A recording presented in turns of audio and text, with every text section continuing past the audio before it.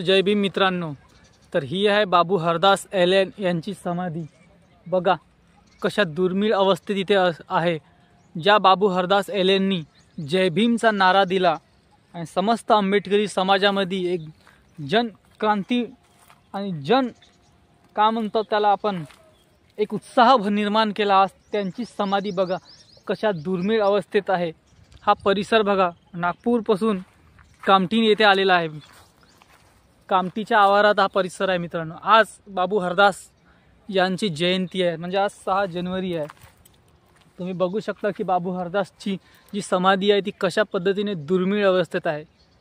इथे साधारण कोणी फूल चढवायला देखील आलेले नाही।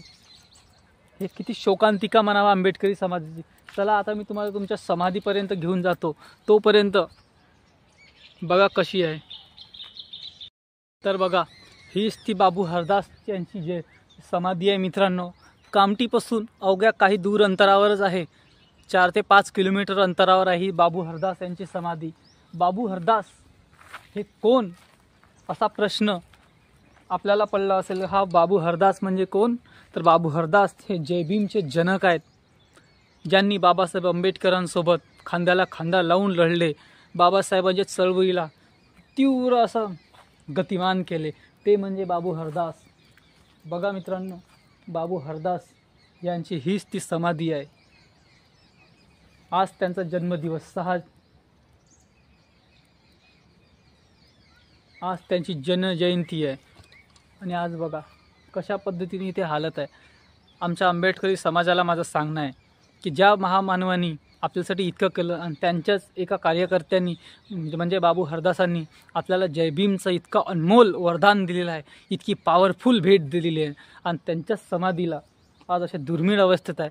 हे किती शोकांतिका म्हणावी।